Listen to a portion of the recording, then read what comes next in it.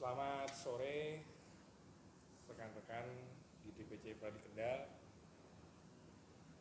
Izinkan saya, Boma Prewibawa, hendak mengadakan interogasi dengan rekan kita yang kemarin baru saja diangkat dan disumpah sebagai advokat di Pengadilan Tinggi Jawa Tengah pada tanggal 9 November 2022.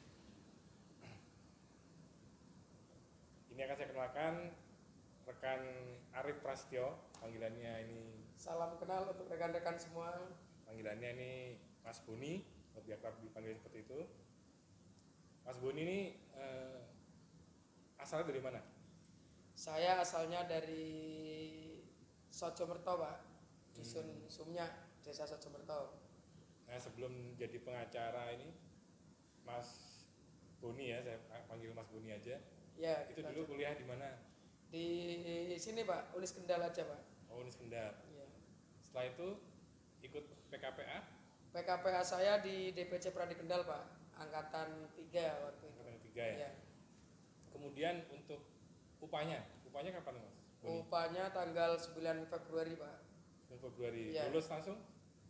Alhamdulillah 1 kali, Pak. 1 kali lulus ya? Berkat mentor-mentor yang luar biasa dari DPC Pradi Kendal.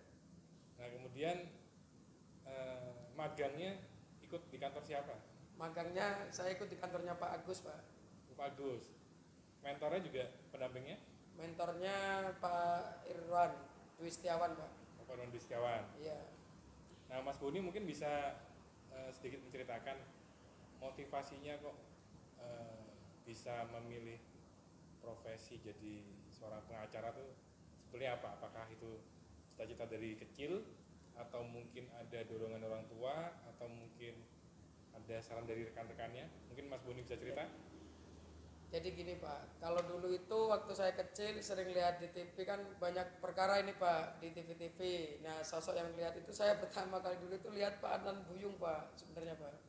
Pak Adnan Buyung, terus lihat Pak Otman Paris gitu loh. Saya sendiri yang dari anak kampung lah, itu banyak kejadian yang selalu dibenturkan dengan hukum dan sering ditapusi lah, Pak. Cara bahasa Jawanya itu sering diakali gitulah. Mulai dari sertifikat tanah dulu itu dari saudara punya tanah, tahu-tahu dan nama orang lain diurus juga nggak bisa gitu loh, Pak. Nah, dari hal-hal kecil itu misalnya dari kayak pidana-pidana kecil yang di kampung itu biasanya juga sering marak gitu sebenarnya, Pak. Karena kita di kampung itu sangat minim ilmu hukumnya, Pak. Dan di situ saya tergerak dari kecil itu emang saya tuh pengen mengenalkan hukum itu sampai ke pelosok saya, dan saya pengen membela orang-orang yang kurang mampu, Pak. Itu intinya saya, Pak. Motivasi saya menolong orang-orang yang buta akan hukum itu sendiri, Pak.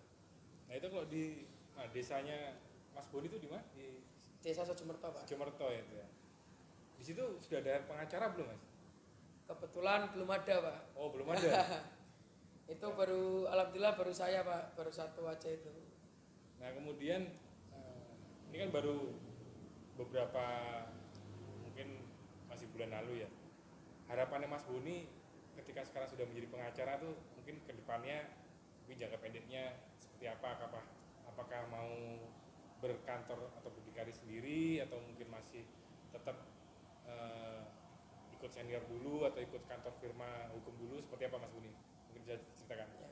Untuk langkah ke depan sih, Pak, kalau saya nggak pendek sih itu mungkin saya akan lebih belajar dulu, Pak, sama senior. Sama senior dulu, mungkin ingin ikut dulu, nggak buru-buru sih kalau buka kantor itu, Pak. Sedangkan advokat sendiri itu kan mandiri, jadi bisa bebas lah kita itu mau kemana misalnya kantornya. Cuma kalau langkah saya ke depan itu tetap pengen sinau dulu gitu, Pak, pengen belajar dulu sama yang senior gitu. Ya, ini terima kasih Mas Boni, mungkin ini awalan kita juga adakan acara seperti ini, dan Mas Boni juga nanti bisa bersama rekan-rekan bisa juga ikut mengembangkan atau